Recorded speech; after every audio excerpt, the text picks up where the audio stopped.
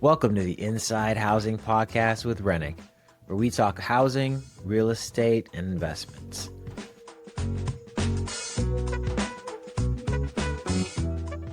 Here we go. Welcome to Inside Housing, Nancy. How are you? Thank you. I'm great. How are you today, Rennick? Good. What do you think? I think this is a great space. I think this is going to be a really good addition to what we offer for our customers and clients. They can get a nice inside view of the agents and the business and what we're all about. Yeah, one of my thoughts was just how can we like provide information to people and then let them decide what they want to do with it. Exactly. I think this is a great idea. So one of the first things I always like to ask is, how did you get your start in real estate? So I've been an agent for 34 years. Started when I was a teenager, clearly. Really? Probably when you're 18. But around there, definitely. 18. Okay. Yeah.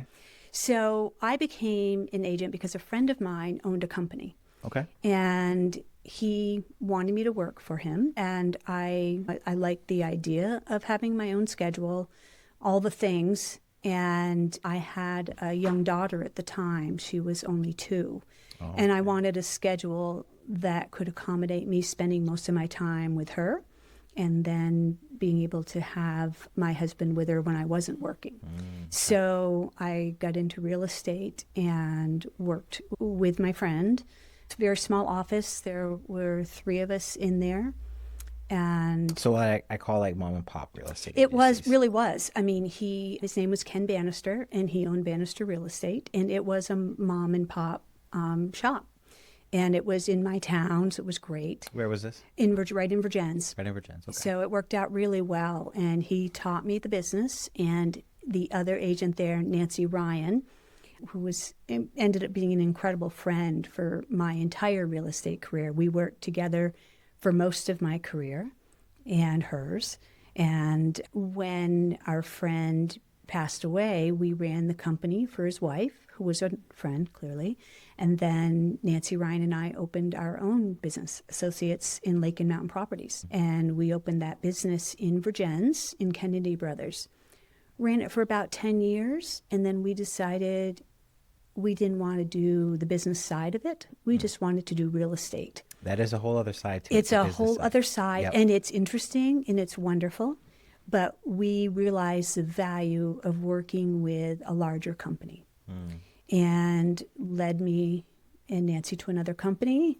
I got into management in that company, loved it, got larger, and decided I wanted a more personal feel. So I came to Lynn & Jack at Century 21 because they were in the same town. That's and right. It was the smaller scale that I had started at in the office, and that was the office feel. Went there, we turned into Berkshire Hathaway, which was a fabulous move. So did you enjoy that? So that switch from Century 20, because there Yes. hasn't been any Berkshire Hathaway really previously in Vermont. No, prior to no, there 2020. really wasn't. So it was a very thoughtful decision on Lynn and Jack Russell's part. They did their homework. They really did. And they wanted a company that was going to support the agents, that was going to have innovative ideas, but also allow agents to expand on what they were good at. And I feel Lynn and Jack have definitely done that. In our office in Virgins in particular, I can only speak for that one, but they have allowed us to do what works for us. And what works for us is small town customer service. In Virgins, we are volunteers in our community. That's right. You're very involved. We're active in our community, but this is where our children have grown up or are growing up, in Genevieve's case. And we're involved in the schools. We're involved in the after-school programs. We're involved in the homeless shelter, the Legion, the Rotary. And we're involved in the partnership in Virgins.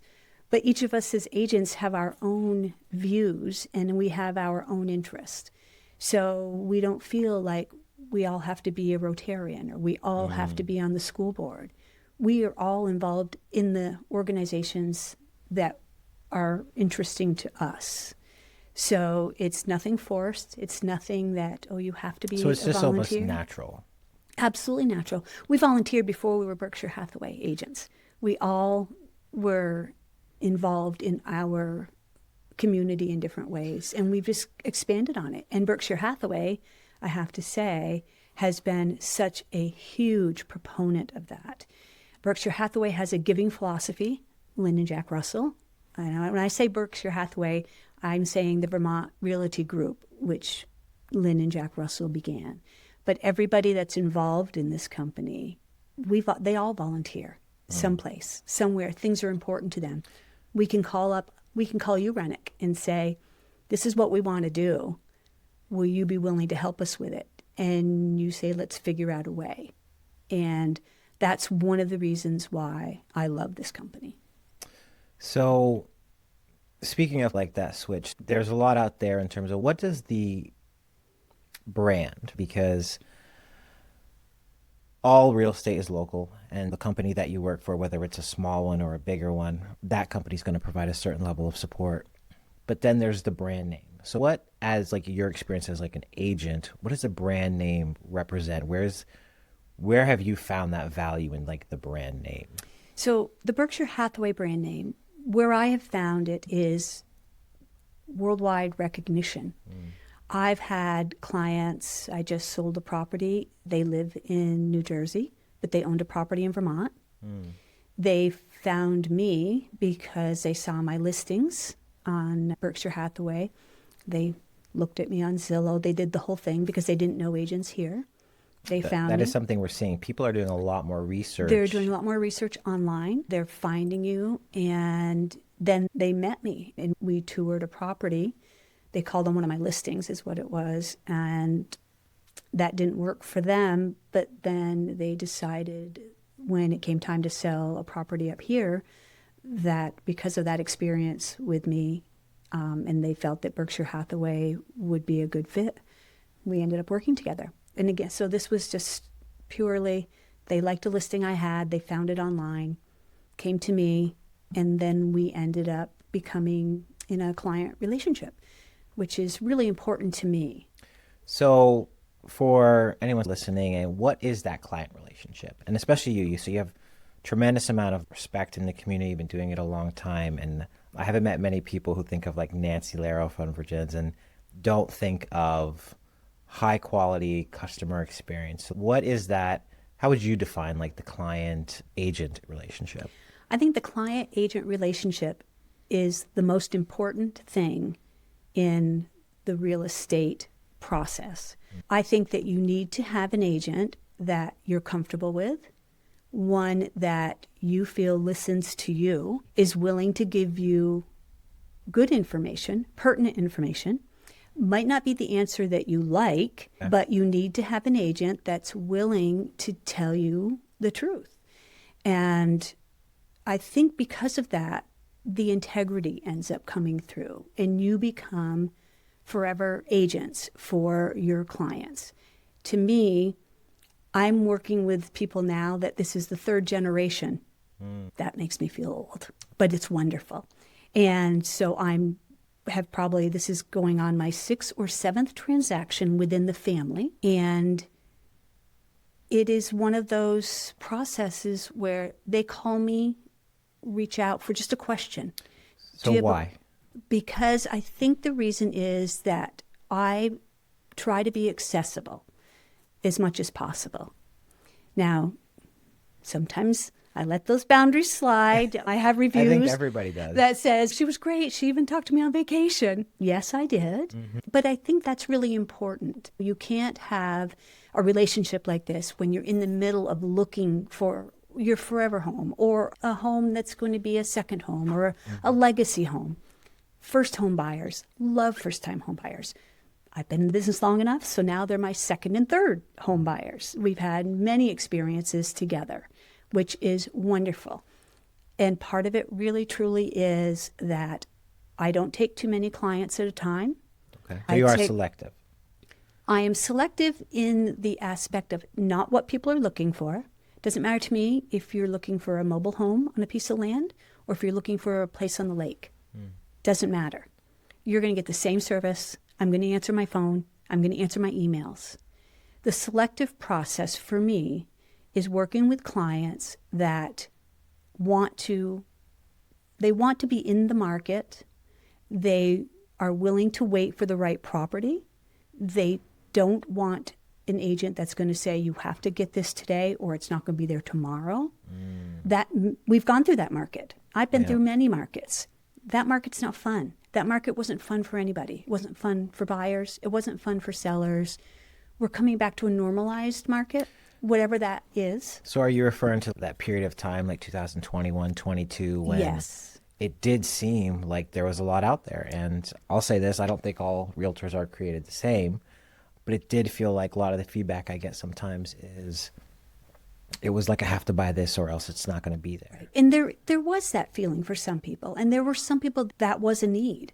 So they decided to buy a property that they knew would not be their forever home. I had a young family move from New York City. They were originally from the area, interviewed me. He knew who I was, but she did not. So they interviewed me, decided that they wanted to work for me. So we did remote for a little bit because they were in the city.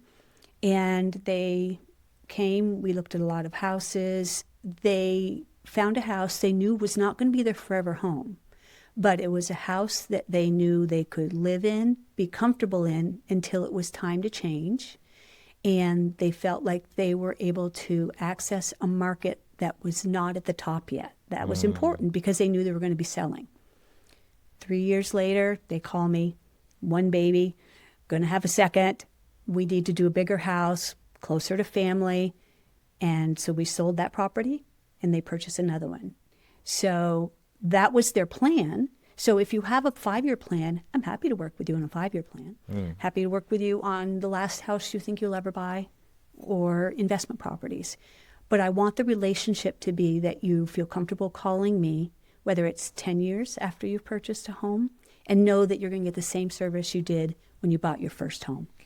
So it was interesting you brought up that first like encounter with this couple was you had one person who knew you and the other person who didn't. You said it was like an interview. So do you feel like that beginning stage of establishing that client, customer, because everyone starts out as a customer. Correct. And then they go to a client. That's correct. And do you walk them through what does it mean to become my client versus helping you as a customer?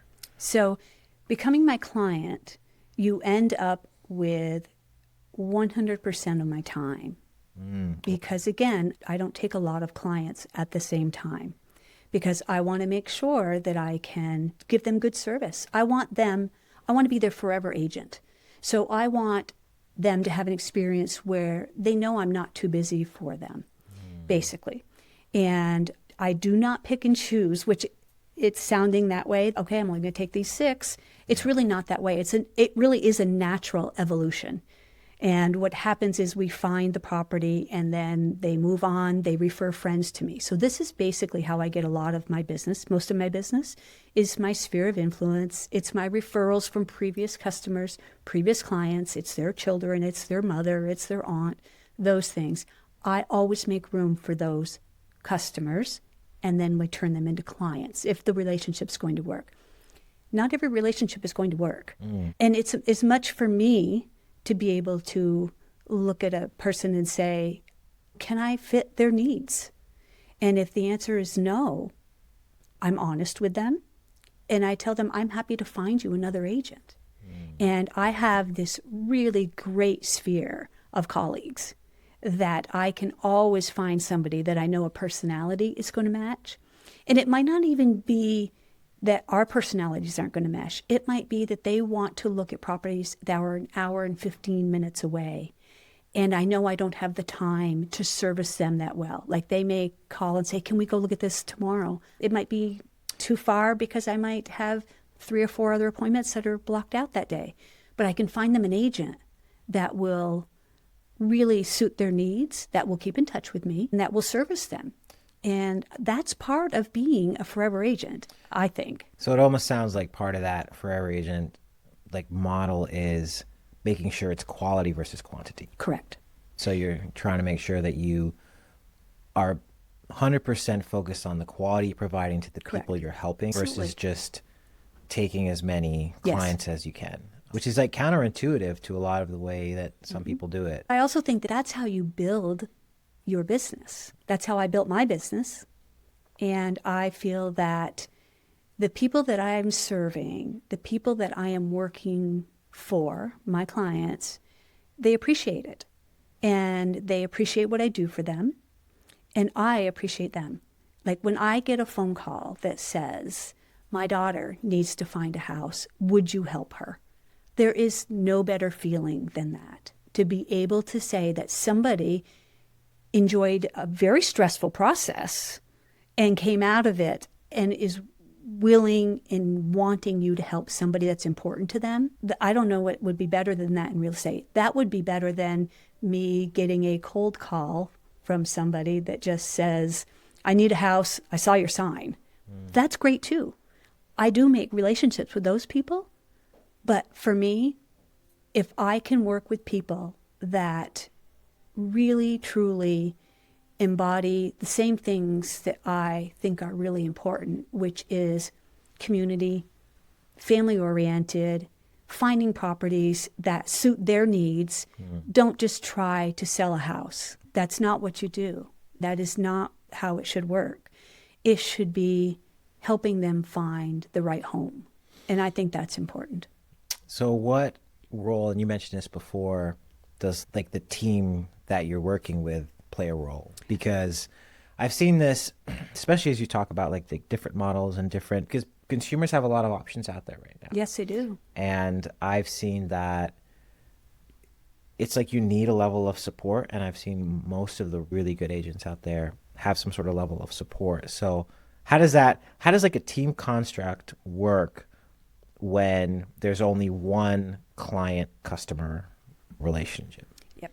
So that's a really good question. So it's changed over time, for sure. And there are different team models.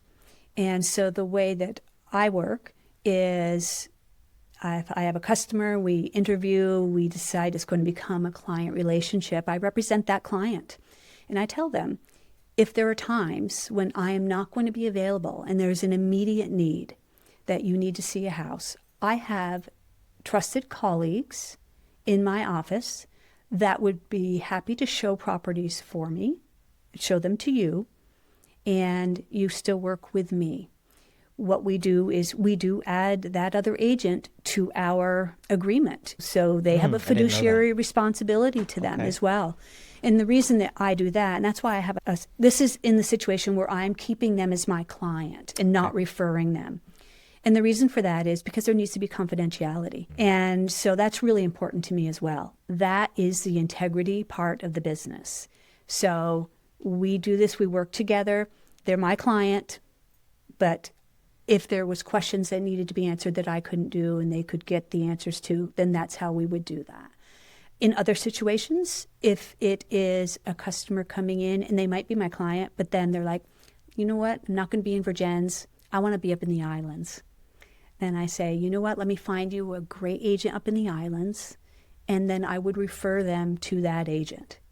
But there's always some tremendous support within my office. And we do that for each other within the office because we can't be available 24/7. We do the best that we can, but we do need to have vacations or something here and there. I do answer my phone. I do all the things on vacation. But if somebody needs to see a property here, then I need to know that I have somebody, one of my trusted colleagues, that can do that for me. And that's one of the really wonderful things I feel about the Vermont Realty Group and my particular group in Virginia. There's a bias there, but it's a good There one. is a bias there just because we work together. And we're all very different people. As Rennick, we're very different people. And we complement each other really well, I feel. And I think that we help each other grow tremendously. So there's not another office I'd rather be in. So along like the forever agent model, what are some things that could get in the way of someone or like a new agent sort of being able to become that? So new agents, it's tough right now in this market. It really is. So I think new agents need to align themselves with other agents that could be a mentor. I think that's really important to them. I think that they need to have a good foundation of training and to be open to continuing with training, but also to work closely with an established agent and co-list properties, view properties together with their agents. So you both are working for the client. You are both their buyers, the agents, you're working together. And I think that is the big strength to be able to continue in the business, because then once you close on those transactions, the new agent is their agent. The mentor was just there to help them, to answer questions. And sometimes it gives that client a little bigger sense of security because they know the newer agent hasn't been in the business a long time. So sometimes that makes somebody feel a little bit better, knowing that there's somebody that the other agent can bounce questions off. But we still, again, we do it with confidentiality. It's not just a phone call and a relationship. We have an actual relationship. I did it this past year with an incredible new agent that we have in our Virgins office, Genevieve. She asked me to partner with her on a few properties. We worked together, and it was great. She learned so much. She taught me a lot. And these clients that she ended up selling properties to, they are going to become her forever clients, and she's going to be their forever agent because she did that. She worked with somebody else, asked questions when she needed to. That's the biggest thing. You don't want an agent that always gives you an answer to everything because they don't know the answer to everything. Yeah. So it's two things I thought of is, because you mentioned this before, which is being able to say things that they may not want to hear. So what are things that you run into that are fit that model? What is something that people are maybe not expecting to hear when they're looking to purchase or sell? So I think the biggest thing on the listing side is I think that people still are feeling that property values are increasing exponentially here in Vermont. And they did. We all know what the business has been like. Everybody's seen it. It's national news. And Vermont was no exception. And we were, I think, one of the states that we really had a large influx of people. Yeah, I think nationally, the appreciation from like 2020 to 24 was 71%. I've never seen that in 34 years of real estate. It was a market that I never predicted. When COVID hit, I thought we may sell a couple of houses or we may not. We have no idea what's going to happen. We were not prepared for what did happen. I had clients I wrote over 20 offers for to find a property. It was like the Wild West. It was the Wild West. It was terrible. Like I said, it was a challenging market. I've worked in challenging markets. I don't mind challenging markets. What I don't like is the pressure on the buyer and the seller to have to make a 24-hour decision. This is a huge decision in your life. And having to say, I'm going to spend $600,000 when I really only started at $450 and be comfortable with that, not knowing what the next market was going to be, that was not a satisfying market for people. And buying properties sight unseen. I can honestly say I only sold one property during that sight unseen. Wasn't my thing. I have a hard time with that. So I think that I know I lost clients. Why do you have a hard time with that? I think this is one of the biggest decisions you're going to make in your life. And I think making a decision when you are in a market that was so hot and making it sight unseen, how do you feel the house? Like you're not feeling what it is. I can go around, I can FaceTime the house to you. I can show you every inch of that home. I can't show you what the community is like. I can tell you what I feel the community is like. All of those things. And I feel that people that were making decisions under stress wasn't great. And I feel my personal way that I do business, I'm sure I do not come across as confident in selling you a property like that because I don't want to. And there were agents that sold a lot of properties like that extremely successfully, I might add. But that was their thing. And I think that's what we all find in the markets. You have to find what you're best at. Exactly. I am best with a client that I can see, that I can talk to, that I can show property to. They bring the parents, they bring the grandparents. sometimes a dog. You have to keep it in the car. But this is what we do. And I feel that's how I've become a forever agent. I am you're just invested honest. in them. I try to be honest. That's how I live my life. I live in a small town. I'm going to see these people in the grocery store. I'm going to see them at Lulu's on Sunday afternoon when I'm there with my daughter having ice cream and coffee. I'm going to see these people. And I want them to be treated like somebody else would treat my daughter if I wasn't a realtor. That's how I want them to be treated. Now, do I always think that my client has made the right decision on the house? Absolutely not. But if they felt it was the right decision, with all the information that we were able to gather, then I support them 100% and go to bat for them. So it might not be the house that I thought was the best for them, but they felt it was. So as we've shifted out of that now, and it does feel like a lot of sellers are still wrestling, right? They're wrestling with the house across the street from me 2 years ago sold for XYZ. 50,000 or 100,000 Right. more than you're saying it's worth now. So how do you square that? How do you break that down for them so that they feel like everything that could be done will be done, and that's what you can provide? Because that's a difficult conversation. It's a very difficult conversation, but the first thing that we do talk about is I say to them, I'm going to show you on paper what your house is worth on paper. So I'm going to show them comps. I'm going to show them things that have sold in the area. I will show them what didn't sell. I'll also show them the neighbor's house that the neighbor told them they sold it for 50,000 more than they were asking. They sold it for 20,000 more. So I'm going to give them real data. So they're going to see that. And then they're going to make their decision, and I'm going to support them. If they say, you know what, I do see this and I understand it, but there's some uniqueness here. And I feel that my house, I really want to sell it in this range. Will you take the listing? And depending on that, the personality, depending on if we are a good fit, I will take it and I'll say to them, this is the deal. I'm showing you, this is the range I feel it might be worth. If you want to start someplace, that's fine. Give me 14 days. I'm going to get this advertising out there. We're going to get people to look at whatever we're going to do. And if we're getting feedback, and I'll have other agents come look at the house.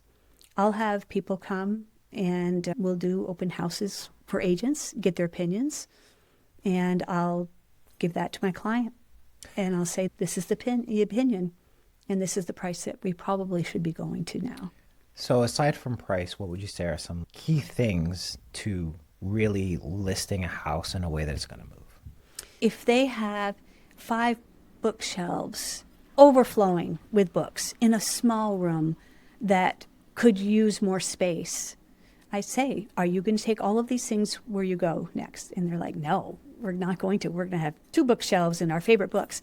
So I encourage them to do that now. So we get better photos. People can envision themselves in a new home better if they can, in their mind, see there's room for my couch. There's room for, use that as my exercise room. So what I try to have sellers do is I say to them, I know you have to live in your house and I want you comfortable.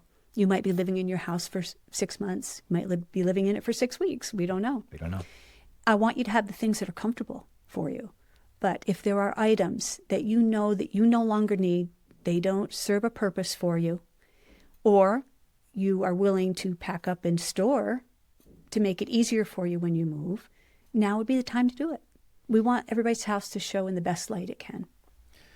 What are some things that you see that they may not expect you to say, aside from the price? It's a big one, but there's got to be some other little things that also make you good at being able to list and move the house, because the market right now it's trickier. We're seeing a lot of price reductions. We're seeing more negotiations happening. Yes. What are some things that make it able for you to do things? Because there's a lot of agents I think struggle with this piece. They put it up there and it's just, I'm done.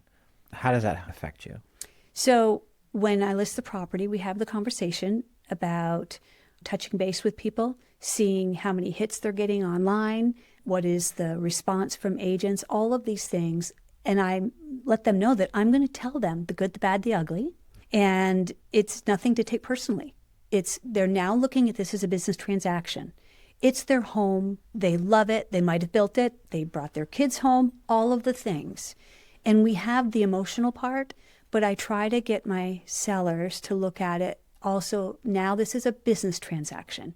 This is going to get you to your next step, whether it is moving up to a bigger, better home, whether it's downsizing to a retirement home, is it moving closer to grandchildren?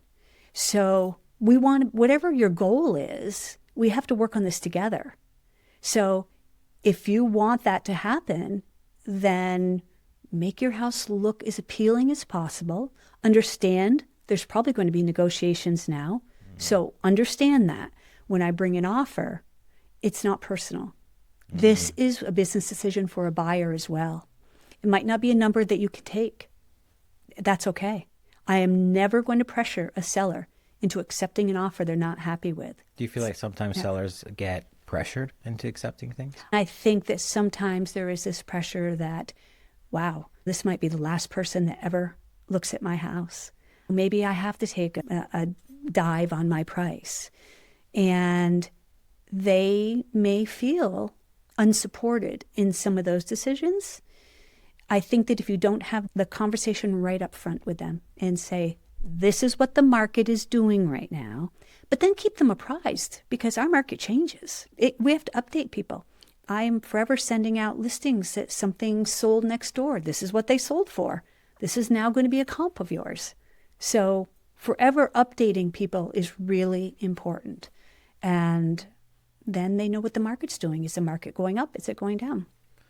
So you're very good at this, and you've been doing it for a little while. What would you say is one of the most challenging things that you've had to experience to be that good? Because it's got to come at some sort of a cost. Yeah, absolutely. And I think probably the first 30 years, I would get my feelings hurt. It's taken a long time to not have my feelings hurt. I have to understand, and I do, and I tell this to new agents. I do tell them that there's going to be the people that you really feel that maybe you had a connection with.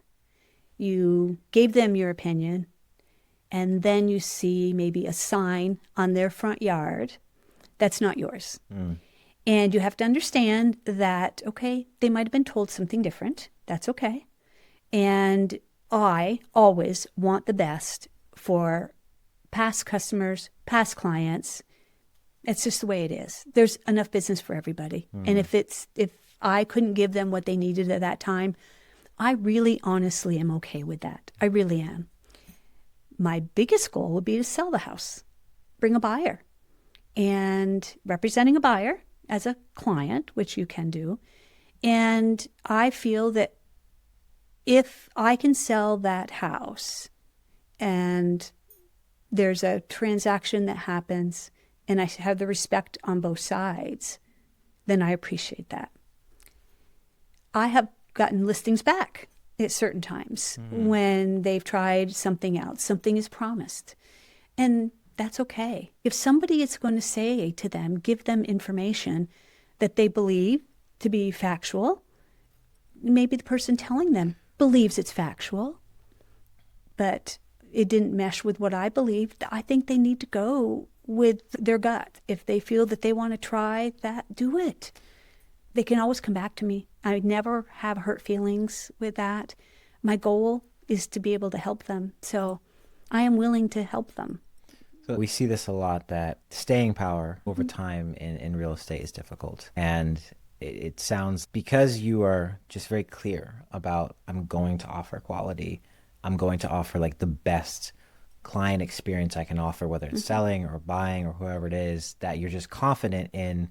If you think there's a better fit, go for it, but you're welcome to have them come back in. And so it's like you embody this sort of forever agent. And what's the thing that becomes the most rewarding for you from being able to do that? The most rewarding thing is to be able to have a client realize their goal, whatever that is. If it's moving towards the grandchildren, great. If it is being able to have one of their parents go in with them on a home, so they have a multi-generational home so they can help care for their parents, fabulous. All I want is for my client to get what they rightfully deserve and want.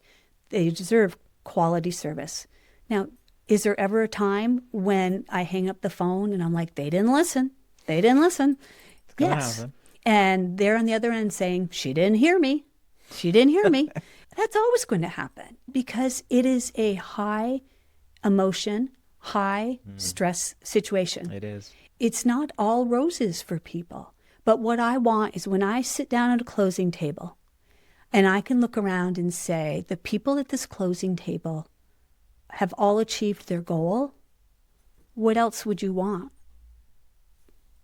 That's it. Nancy, I just want to say I really appreciate you coming in. It's fantastic talking with you, and it completely makes sense why you are as successful as you are. I appreciate that. Thank you. Thank you so much. Great.